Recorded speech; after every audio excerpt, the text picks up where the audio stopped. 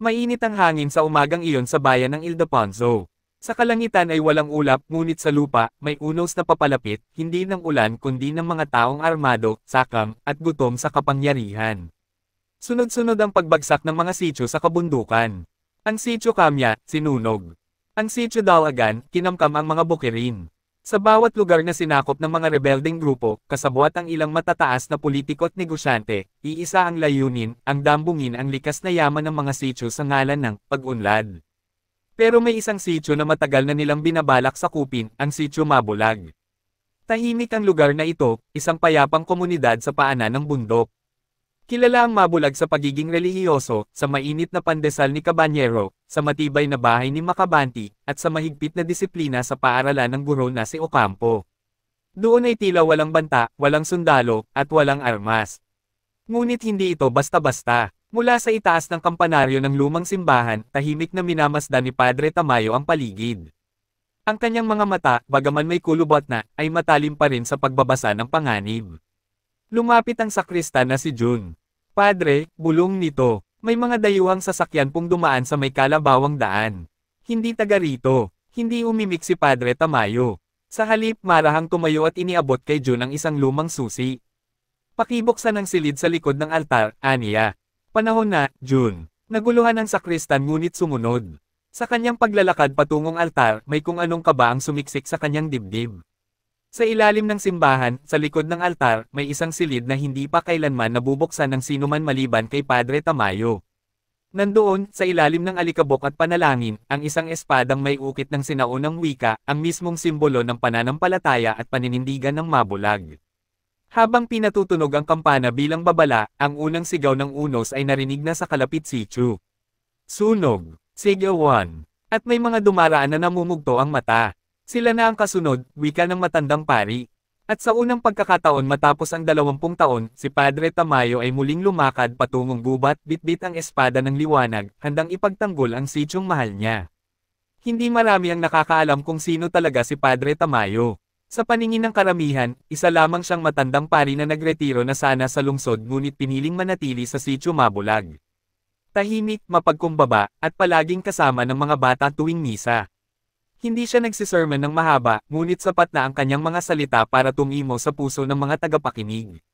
Ngunit sa likod ng kanyang mapayapang anyo, may itinatagong nakaraan si Padre Tamayo, isang nakaraang hindi niya binabanggit kailanman.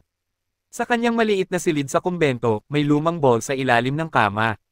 Hindi iyon ordinaryong lalagyan. Ang loob nito ay may mga kasulatang naglalaman ng mga sinaunang kaalaman sa pagtatanggol, mga mapa ng mga bundok, at isang itim na tela na may simbolong ginintoan, ang 3 linyang pie cut sa sulab, sa gisag ng lumang hukbo ng katubusan, isang lihim na samahan ng mga tagapangalaga ng mga sityo noong panahon ng digmaan.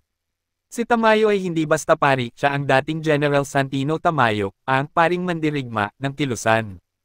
Isa siya sa mga huling miyembro ng hukbong iyon na nanumpang itatago ang kanyang pagkatao upang mapanatili ang balanse sa panahon ng kapayapaan. Ngunit ngayong unti-unting nilalamon ng kasakiman ng Ildefonso, alam niyang hindi na sapat ang tahimik na panalangin. Dumarating na muli ang panahon ng paninindigan. Nang gabing iyon, muling humarap si Padre Tamayo sa altar. Wala ang mga tao, wala ang misa. Siya lang, at ang liwanag ng kandila. Isinindi niya ang isang espesyal na ilaw, isang insensong may pinaghalong. Langis ng baging tabon at abon ng damong makaluma. Maya-maya, sa likod ng simbahan, isa-isang dumating ang 4. Si Makabanti, nakasombrero, amoy sawdust. Si Cabanyero, may dala pang supot ng pandesal. Si Ortalia, hawak ang kanyang letigo, nakapambukid. At ang guro na si Ocampo, may bitbit na aklat at bag ng palaso. Tahimik silang naupo sa harap ng altar. Padre, ani Ocampo, narinig na namin ang balita. Kamya at Dalagan, bagsak na. Tayo na ang susunod. Panahon na, sagot ng pari. Panahon na para gisingin ang sityo Mabulag. At panahon na rin para ipaalala sa mundo na hindi tayo ang dapat katakutin, kundi ang ating katahimikan. Isang bagzo ng hangin ang pumasok sa simbahan. Sa gitna ng dilim at lamig ng gabi, isang panata ang muling binuhay, ang panata ng 5 tagapagtanggol ng sityo Mabulag. Kung may tunog na palaging maririnig sa tahanan ni Makabanti, iyon ay ang saliw ng martilyo at kahoy. Sa umaga, siya'y karpintero, gumagawa ng mesa, bangko, pintuan. Laging may kahoy sa kanyang balikat at pako sa bulsa. Ngunit kapag nag-iisa na, kapag wala nang nakakakita, ang kanyang simpleng martilyo ay napapalitan ng isang malaking martilyong bakal, isang sandatang kayang durugan ang bato at baluktutin ang bakal. Minsang itinapon ni Makabanti ang sandatang iyon. Sapat na raw ang kanyang kasalanan. Pero sa araw na iyon, kinuha niya itong muli mula sa ilalim ng kanyang bahay. Balot sa itim na tela, tinanggal niya ang alikabok at inukit sa hawakan ang isang pangalang matagal ng binura sa lipunan, Bastian de los Reyes, isang dating sundalong nagsilbi sa lihim na unit ng mga rebelde, na kalaunay tumalikod sa kilusan dahil sa kanilang pananamantala sa mga walang kalaban-labang mamamayan. Si Bastian ay naging Makabanti. Mula sa dugong mandirigma, naging tagalikha ng tahanan. Ngunit gaya ng isang matibay na kahoy, ang gulang nito'y hindi humina kundi lalong tumibay sa pagdaan ng panahon. Habang dumidilim ang langit, pinuntahan niya ang lumang bodega sa dulo ng sitio. Doon niya ibinaunoon ang mga piraso ng aserong panangga at pananggalang ng braso na minsan na niyang ginamit sa laban. Habang pinupunasan ng lumang sandata, isang binatilyo ang dumaan. "Tay Makabanti, anong ginagawa niyo po?" Ngumiti siya at sinabing, "Nag-aayos ng lumang kagamitan, anak. Paminsan kasi, kailangang alalahanin ang dating pagkatao para malaman kung handa pa ba tayong lumaban para sa kinabukasan." Tumango ang bata at umalis. Si Makabanti na may naglakad patungong simbahan, dala ang martilyong kay tagal niyang tinabyunan ng paglimot. Ang kanyang tapang, kasanayan, at puso, lahat ay muling mabubuhay. Dahil sa darating na unos, hindi pader ang kailangan ng sitio mabulag, kundi mga halijing hindi matitinag. At isa siya sa mga iyon. Mainit pa ang hurno sa panaderiya ni Caballero nang magsimulang dumagsa ang mga tao. Alas 5 pa lang ng umaga, may pila na sa kanyang tindahan. Ang pandesal niya ay malutong sa labas, malambot sa loob tulad ng kanyang pagkatao. Ngunit ang hindi alam ng karamihan, sa likod ng kanyang maamong ngiti at mabilis na kamay sa pagbibilang ng sukli, ay isang kamay na dati nang nakatikim ng dugo. Si Caballero ay dating kilala sa tawag na Ernesto Bagwis Cañet, isang underground fighter na minsang naging alamat sa syudad. Hindi siya lumalaban para sa pera. Lumalaban siya para sa prinsipyo. Hanggang isang gabi, isang laban ang nagbago sa lahat, isang sundalong lasing ang sumubok abusuhin ang isang batang babae sa isang lumang eskinita. Walang sino man ang kumilos, maliban sa kanya. Isang kamao lang ang kailangan, at bumagsak ang lalaki. Ngunit ang nagresultang gulo ay umabot sa mga politiko at kriminal na may hawak sa lungsod. Kaya't kinailangan niyang magtago, at ang sitio Mabulag ang naging kanyang kanlungan. Sa Mabulag, tinanggap siya ni Padre Tamayo bilang panadero. Wala sa kanya ang galang noon. Pero nahanap niya ang kapayapaan sa pagitan ng harina at apoy ng hurno. Akala niya, tapos na ang kanyang laban. Hanggang sa dumating muli ang panganib. Gabing iyon, matapos maubos ang pandesal, tinungo ni Caballero ang ilalim ng kanyang tindahan. May isang lumang kahon roon, may tatak na, Bagwis, ang kanyang lumang pangalan. Binuksan niya iyon at lumitaw ang pares ng bakal na boxing gloves, ang kanyang dating gamit sa laban. Isa-isa niyang sinuot, tinimbang sa kamay, at tumangala. "Padre," bulong niya sa hangin, "kung ito na ang huling laban ko, itataob ko ang hurno, ititigil ko ang pandesal. Pero hindi ko hahayaang lumunin ng kasamaan ang lugar na ito." Kinabukasan, tahimik siyang naglakad patungo sa simbahan, suot pa rin ang apron, dala ang kanyang mga kamaong bakal sa ilalim ng bayong. Sa ilalim ng araw, sa gitna ng katahimikan ng Mabulag, muling bumangon ang kamao ng katarungan. Sa tabing ilog ng sitio Mabulag, may isang lalaking bihasa sa bukid, si Ortalia. Tahimik siyang nagtatanim ng gulay at nag-aalaga ng kalabaw. Palagi siyang nakasuot ng sombrerong berry at may latigong nakapulupot sa baywang, tila bahagi na ng kanyang katawan. Hindi alam ng karamihan, ang latigong iyon ay hindi lang gamit sa pagpapatakbo ng kalabaw. Iyon ay ang latigong alon, gawa sa balat ng buwayang puti at may bakas ng sinaunang agimat. Iyon ang sandatang minsang gumimbal sa isang buong kampo ng armadong lalaki sa kanayunan ng Hilagang Cordillera. Si Ortalia ay kilala noon bilang Hari ng Latigo, ang mabagsik na lalaki sa isang lihim na pangkat ng mga tagapagtanggol ng katutubo sa gitna ng kagubatan. Ngunit matapos maloko ng isang kasamahang pinagtaksilan sila sa isang misyon, siya'y naglaho. Tumakas, nasugatan hindi lamang sa katawan, kundi sa tiwala. Natagpuan siya ni Padre Tamayo, duguan at halos mawala ng pag-asa. At sa simpleng lupa ng Mabulag, doon niya muling binuo ang sarili. Sa bawat tanim, sa bawat ani, unti-unting nabura ang pait ng nakaraan. Ngunit hindi rin ito panghabang buhay. Isang umaga, nakita niyang sinira ng mga rebelde ang sityong Kamya, ang dati niyang pinagsusuplayan ng gulay. May mga batang umiiyak, may mga inang naghahanap ng anak. Tila muling bumangon ang galit sa kanyang dibdib. Binunot niya ang latigong alon. Isa-isa niyang nilinis ang hibla, tinanaw ang kalangitan, at winika. Kung may lalapit sa ating mga anak ng kagubatan, sila'y sasalubungin ko, hindi ng bulaklak, kundi ng paghampas. Tumungo siya sa simbahan kinagabihan, dala ang kanyang mga halamang gamot, isang bayong ng kamote, at ang latigong minsang tinuring na alamat. Tahimik siyang umupo sa tabi ni na Makabanti at Caballero. Walang sinabi, pero ang kanyang presensya ay malakas pa sa kulog dahil sa bawat pagsipol ng kanyang latigo, isang kasamaan ang sumusuko. Sa silid-aralan ng Mabulag Elementary School, palaging tahimik si ang guro na si Ocampo. Nagsusuot ng salamin, mahilig sa tisa, at madalas magbasa ng mga aklat tungkol sa kasaysayan, estratehiya, at sinaunang digmaan. Sa paningin ng mga bata, siya'y isang mahigpit ngunit makatarungang guro. Ngunit sa likod ng kanyang mapayapang titig, may tinatagong pagkatao si Ocampo, isang lalaking bihasa sa distansya, sa katahimikan, at sa isang sandatang kasing tahimik ng kanyang pagkilos, ang pana at palaso. Noong siya'y kilala pa bilang Eladio Ocampo, siya ang kinatatakutang, anino ng bulubundukin. Isa siyang elite marksman na kayang tamaan ang ulo ng kalaban mula sa kalahating kilometro, kahit sa gitna ng ulan o gabi. Kaalyado siya ng kilusang nagtatanggol sa mga katutubong lupaing sinasakop ng mga minahan at korporasyon. Ngunit isang operasyon ang hindi sumunod sa plano. Ang kanyang pinakalabing tapat na kasama ay pinaslang sa mismong harapan niya. Doon niya, napagtanto na hindi sapat ang galing sa armas kung ang mundo ay nilalamon na ng kasinungalingan. Umalis siya sa kilusan, naglakad sa paanan ng kabundukan, at nauwi sa Mabulag. Sa eskwelahan, natagpuan niya ang bagong misyon, ang magturo.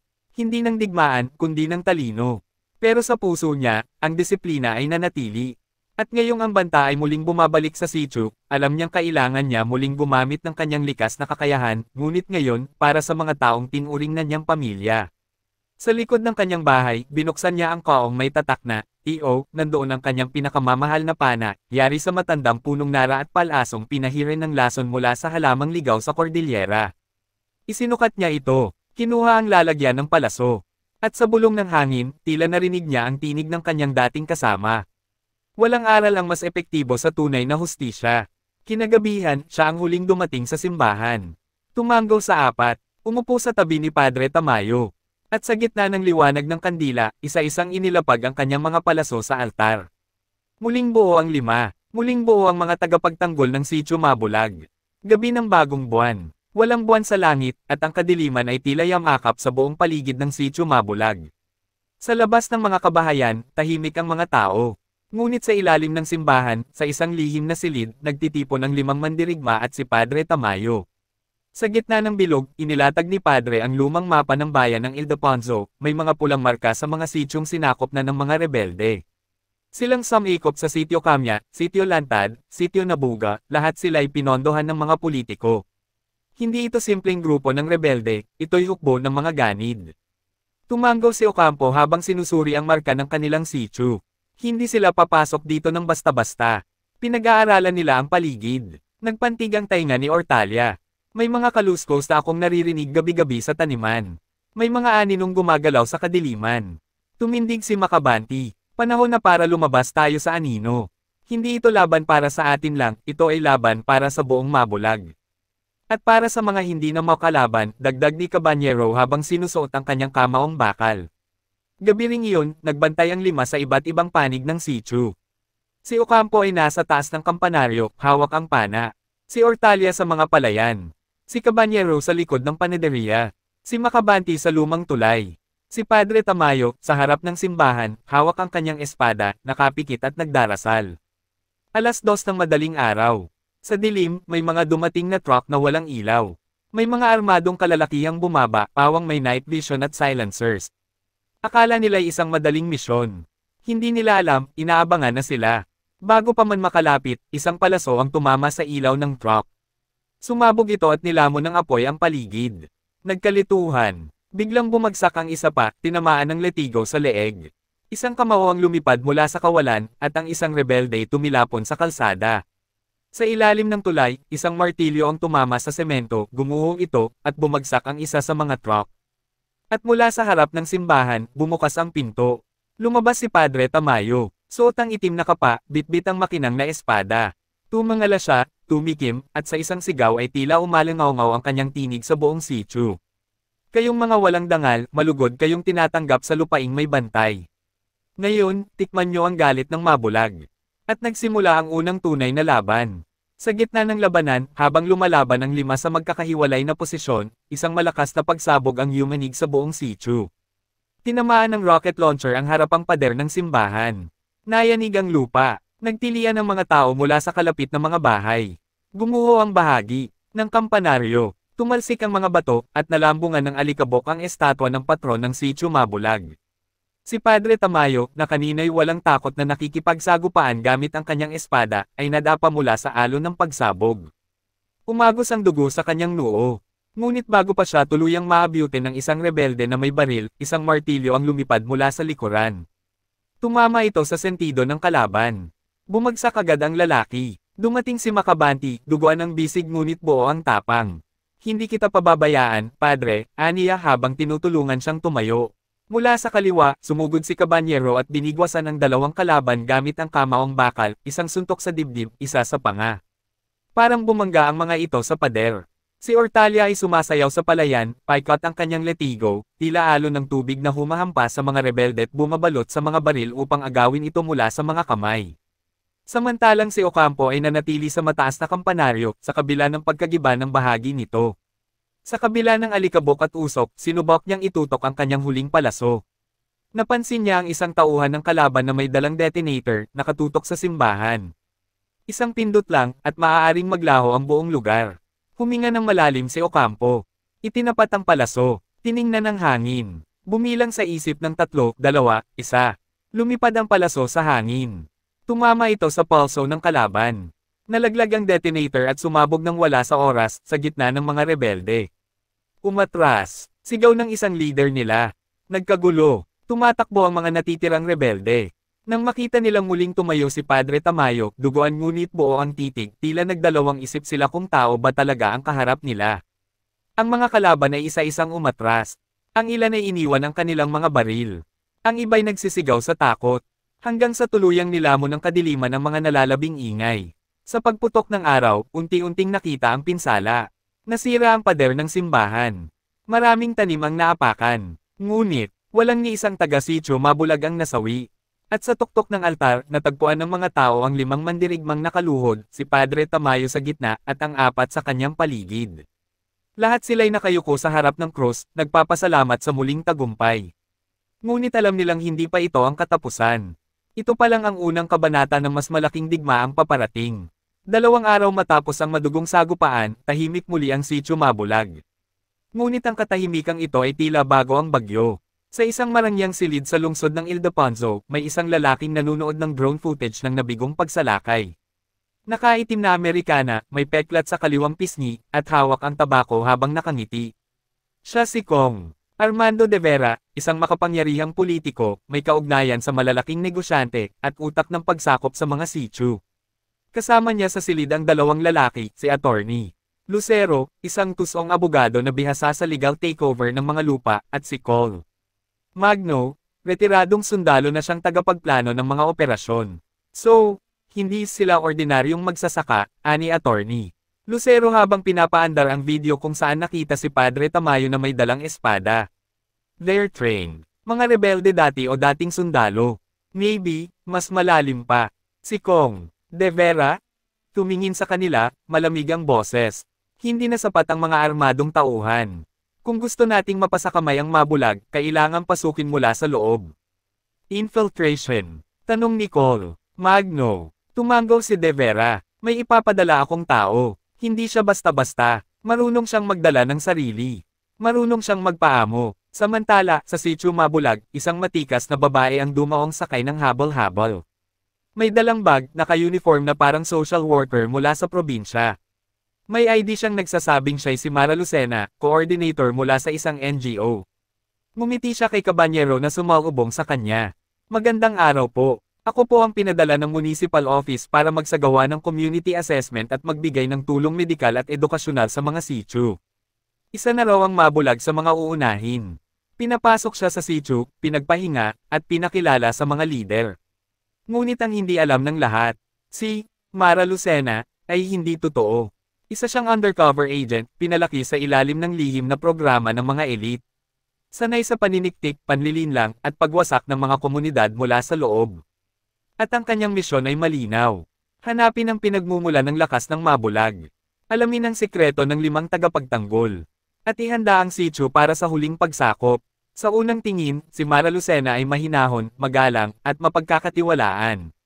Suot niya ang simpleng polo at maong, may ngiti laging handog sa bawat makasalubong. Ngunit sa likod ng kanyang ngiti, gumagana ang isang utak na sinanay sa paniniktik. Sa kanyang maliit na kwarto sa bahay ni Aling Rosing, isa sa matatandang residente ng Mabulag, mayroon siyang secret transmitter na mukhang ordinaryong radyo. Tuwing gabi, lihim siyang nagpapadala ng ulat. Transmission 01. Target location has high morale. Locals are unaware of deeper threat. 5 key individuals suspected to be village defenders. Observation ongoing. Ika-4 na araw ng pananatili ni Mara.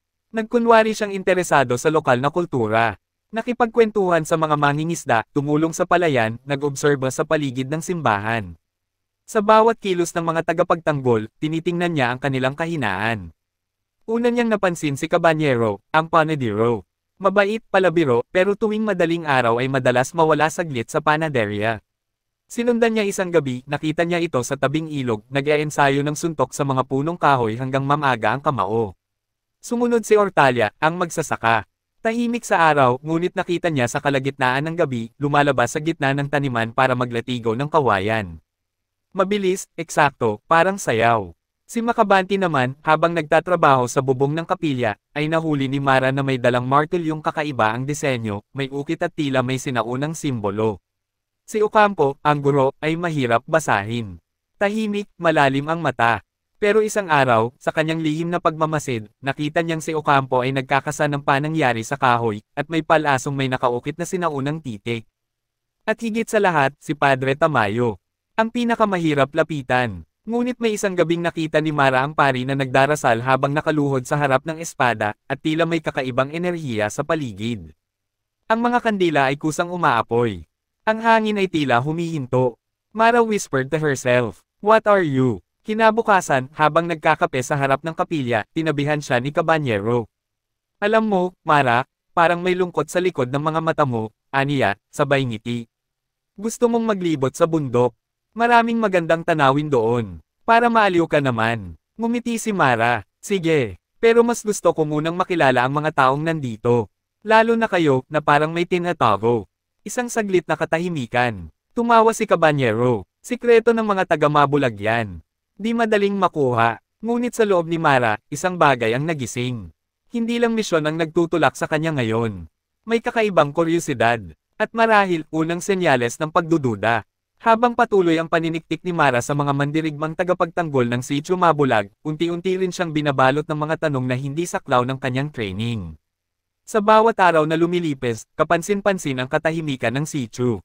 Walang kriminalidad, walang korupsyon, at higit sa lahat, ang mga tao'y may matibay na pagkakaisa. Ang ganitong komunidad ay tila imposible sa mundong kinalokan ni Mara. Ito rin ang dahilan kung bakit nagsimulang manginig ang kanyang kumpiyansa. Isang gabi, habang bumabagyo, nakita ni Mara mula sa bintana ng kanyang kwarto ang isang aninong gumagalaw sa likod ng simbahan. Agad siyang nagbihis at lumabas, may dalang maliit na baril at night vision goggles.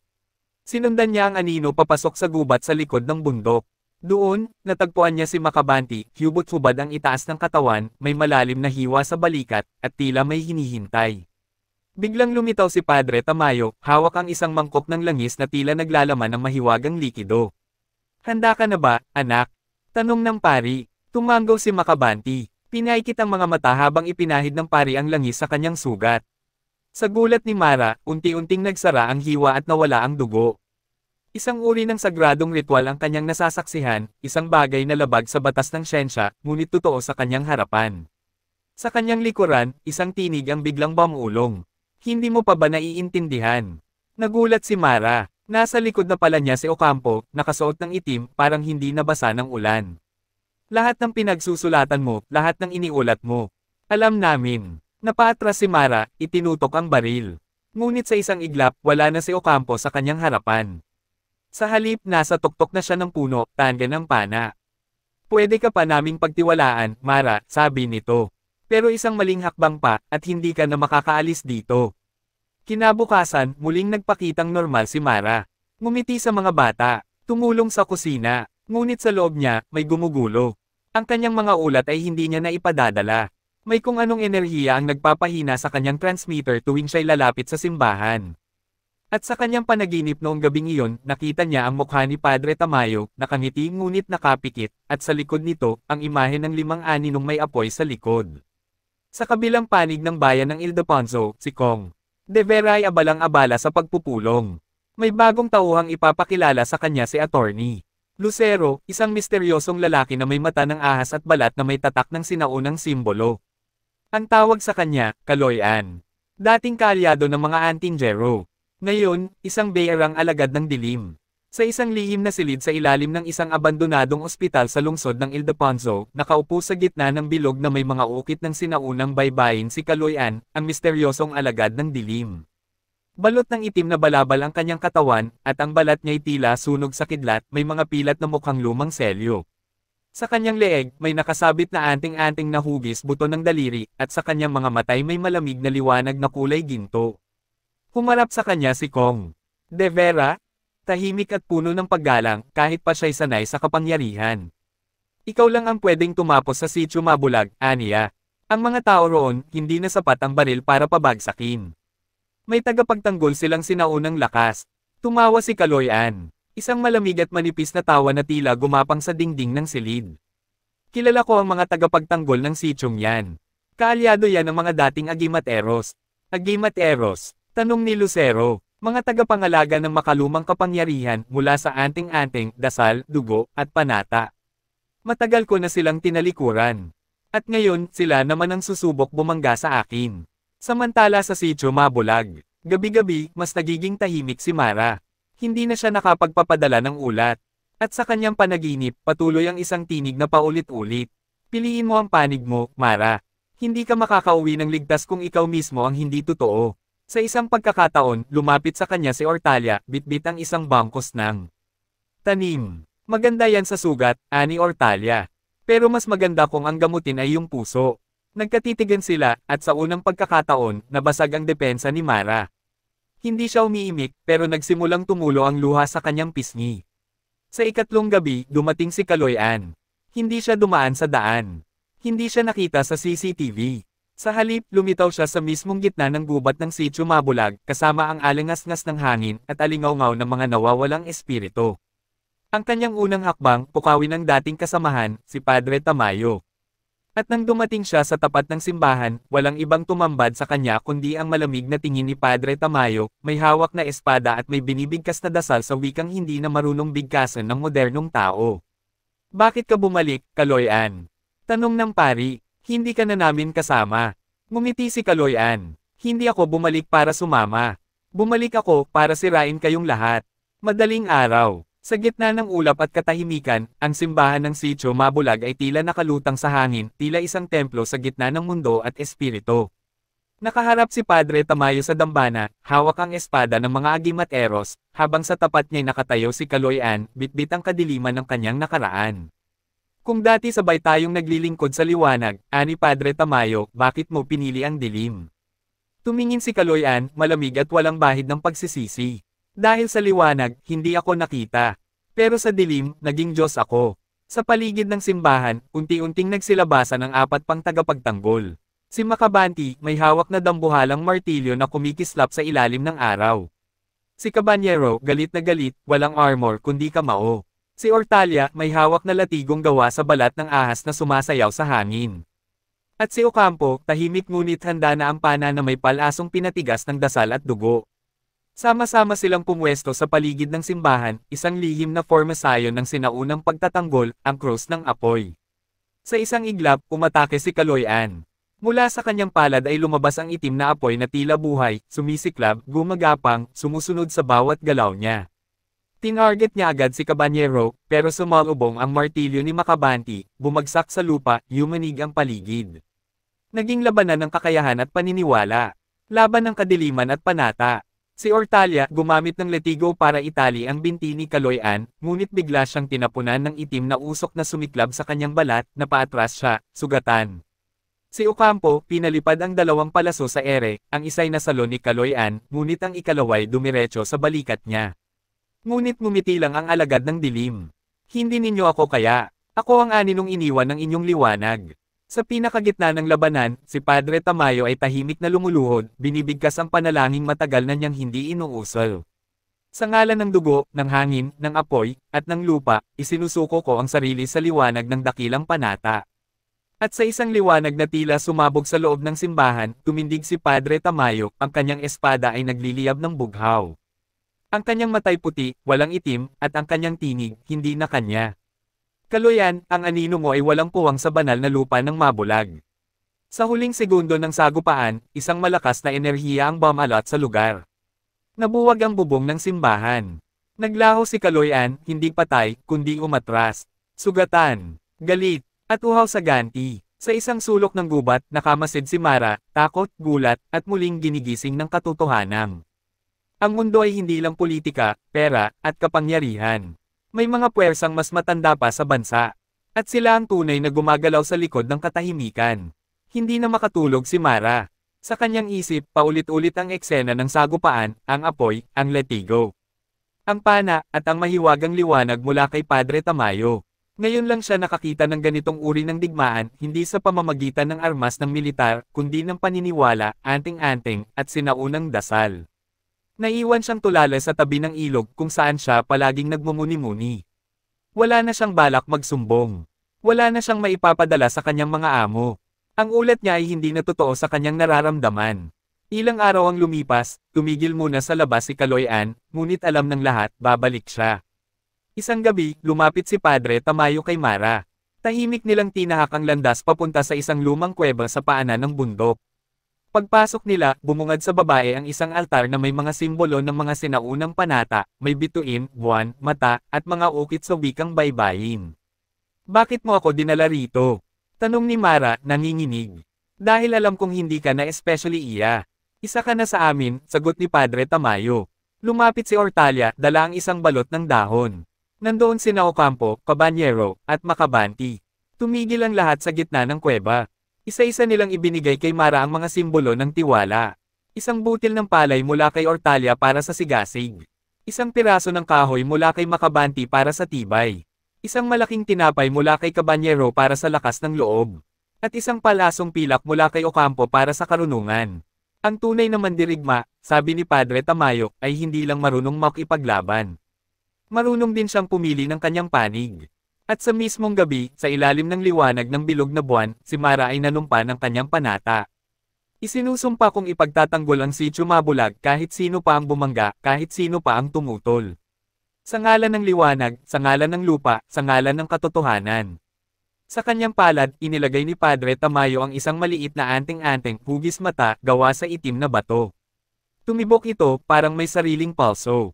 Sa kabilang banda, habang si Mara ay nagsisimula ng bagong kabanata, si Kaloyan ay hindi nagpapahinga. Dumating siya sa isang liblib na kuweba sa ilalim ng dagat, kung saan natutulog ang mga dating kasamahan niyang pinatalsik sa mundo ng liwanag, mga nilalang na tinanggalan ng dangal, ng pangalan, at ng liwanag. At sa pagbangon nila, isinumpa nilang tutuldukan na ang paniniwala sa mga banal at tagapagtanggol. Sa ilalim ng dagat, sa pinakailalim ng isang kuweba na hindi kayang abutin ng liwanag ng araw, nananahimik ang 7 nilalang, mga dating tagapangalaga ng panata, ngayon ay mga itim na espiritong isinumpa ng panahon. Isa-isa silang ginaising ni Kaloyan. Hindi gamit ang salita, kundi dasal ng kadiliman, isinusulat sa hangin gamit ang kanyang dugong itim. Gisingin ang mga tinanggalan ng pangalan. Ang mga isinumpa ng liwanag. Panahon na upang bumangon ang anino laban sa liwanag. Ang 7 aninong walang pangalan. Ang walang mukha dating orakulo, ngayon ay espiritong walang bibig, ngunit may kapangyarihang manghula ng kamatayan. Ang lalaking baliktad gumagalaw na parang salamin, ang kanyang mundo ay pabaliktad, at bawat kilos ay kontra sa batas ng kalikasan. Ang babaeng may 5 boses kayang lituhin ang utak ng kahit sinong makakarinig ng kanyang sabayang tinig. Ang ahas ng bato isang nilalang na nakalubog sa lupa, may katawan ng ahas at balat na matigas kaysa bakal. Ang kambal na isa 2 anino na iisa ang puso, kaya't kung masugitan ng isa, ang isa'y naghihiganti ng doble. Ang itim na bata mukhang inosente, ngunit ang kanyang hipo ay nagdadala ng sakit at takot. Ang katahimikan isang multo na walang tunog, hindi mo maririnig, pero dadating siya bago ka makaramdam ng huling hininga. Sama-sama silang lumuhad sa harap ni Kaloy-an. Hindi ito paghihiganti, aniya. Ito ay pagtutuwid ng kasaysayang binura, ng simbahan at sityo. Panahon ng burahin ang mabulag sa mapa. Samantala sa sityo mabulag. Nagpupulong ang 5 tagapagtanggol kasama si Padre Tamayo at si Mara na ngayon isa ng ganap na kasapi ng panata. May mga puwersang mas matindi pa sa mga rebeldeng armado, babala ni Padre Tamayo. Si Kaloy-an ay hindi na lamang tao, isa na siyang tagapagdala ng lumang puot. At hindi siya nag-iisa, si Ocampo ang unang nakatunog. May dumarating, sa silangan, hindi tao, dagdag ni Ortalia. Kakaiba ang hangin. Nagkatinginan sila, nagpihit si Cabanyero. Mukhang hindi sapat ang kamao ko rito, Ngunit ngumiti si Makabanti. Kaya natin to, basta't buo ang panata. At sa unang pagkakataon, si Mara ang tumayo sa gitna nila. Bitbit ang kanyang bagong tapang, inilabas niya mula sa kanyang baywang ang anting-anting ni Padre Tamayo. Kung ang mga anino ay walang pangalan, tayo ang magiging dahilan kung bakit sila muling ililibing sa limot. Madaling araw. Ang ulap sa kalangitan ay tila gumagapang pababa sa lupa, at ang malamig na simoy ng hangin ay may dala ng kakaibang panaginip, isang panaginip na may kasamang lagim. Sa silangang bahagi ng sityo mabulag, dumaan ang unang kaluskos. Tahimik, mabagal, hindi nanggaling sa tao. Si Ocampo, na nasa tore ng tanawan, ang unang nakakita. Wala siyang tunog na narinig, pero sa bawat paningin niya sa paligid, may biglang nawawala, mga ibon, mga puno, pati tunog ng hangin. Dumarating na sila, bulong niya. Mula sa kanyang likuran, naroon na si Padre Tamayo, nakasakay sa kanyang kabayong puti, habang ang iba ay pumwesto na rin sa kanilang tagong lugar.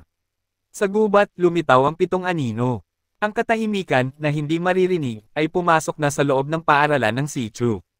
Ang itim na bata, nilapitan ng mga batang natutulog at pinapatay ang ilaw ng kanilang isipan. Ang walang mukha, nakatingin sa langit, nagpapadala ng hula sa dilim, isang tagapagtanggol ang mamamatay ngayong gabi. Ang lalaking baliktad, naglakad sa kisame ng kapilya, nag-iiwan ng mga bakas na sunog. Ang kambal na isa, nahati sa 2 anyo at gumagalaw na parang iisang halimaw na may 2 ulo. Ang babaeng may 5 boses, nagsimulang umawit, isang himig na kayang baliin ang loob ng mahihina ang paniniwala. Ang ahas ng bato, gumagapang sa ilalim ng lupa, nilalaso ng mga ugat ng mga puno ng sityo. Sa gitna ng labanan, tumindig si Padre Tamayo at inutusan ang bawat isa. Makabanti, bantayan ang simbahan. Cabanyero, protektahan ang mga bata. Ortalia, alagaan ang mga taniman. Ocampo, harapin ang mga aninong nagtatago sa dilim. At si Mara, sumama sa kanya, dahil siya ang may anting-anting na maaaring tumapos sa sumpa ng mga walang pangalan. Sa unang sagupaan, nagkita si Ortalia at ang ahas ng bato. Sa una, hindi siya makapanalo. Ngunit gamit ang kanyang letigo na nilublob sa dagta ng punong sagrado, nagawa niyang putulin ang buntot ng halimaw. Napaatras ito, duguan at umuungol. Si Cabanyero, na may dalang tinapay, ginamit ito bilang simbolo ng lakas, binasag niya sa noo ng itim na bata ang tinapay na may basbas ni Tamayo. Nagsimula itong matuno, parang kandila. Si Makabanti, hindi umalis sa simbahan. Ngunit nang pumasok ang lalaking baliktad, ginamit niya ang martilyo para sirain ang lahat ng salamin at patayin ang kaharian nito, sapagkat doon lamang ito malakas. Habang tumatagal ang gabi, isa-isa nang natutuklasan ng mga tagapagtanggol ang kahinaan ng mga kalaban. Ngunit hindi pa tapos ang lahat. Sa gitna ng bakbakan, si Mara at si Padre Tamayo ay nakaharap na kay Kaloy-an. Pangalan lamang ang nawala sa kanila, wika ni Kaloy-an. Pero ako, Tamayo, ako ang nawala sa lahat, paniniwala, dangal, pagkatao. At babawiin ko ang lahat mula sa sityo mabulag. Itinaas ni Kaloy-an ang kanyang kamay, at mula sa lupa'y tumayo muli ang mga aninong natalo, ngayon ay pinagsama-sama sa iisang halimaw na walang anyo, isang nilalang na binubuo ng kasalanan ng nakaraan. Sa huling tagpo ng kabanata, hawak ni Mara ang anting-anting, at dahan-dahan itong umiinit. Kung wala silang pangalan, ako ang magbibigay sa kanila ng wakas. Ang lupa ay umuuga. Ang hangin ay mabigat, parang may pinipilit na pigilin. Sa gitna ng sityo mabulag, humugis mula sa kadiliman ang isang dambuhalang nilalang, isang halimaw na wala sa anyong kayang ilarawan ng mata. Mukha itong kabuuan ng lahat ng pagkakasala, galit, inggit, at kasakiman, isang halimaw ng nakaraan. Tumindig ito sa gitna ng gubat, sa itaas ng taniman. Nagliyab ang lupa sa bawat hakbang nito. Tumulo mula sa katawan nito ang likidong parang usok na itim, sakit, pagkasira, at takot. Mara, hawak ang anting-anting, ay tinigilan ng paghinga. Hindi takot ang naramdaman niya, kundi malalim na lungkot. Ito ba ang bunga ng mga kasalanan ng tao? Ang puot na hindi napatawad.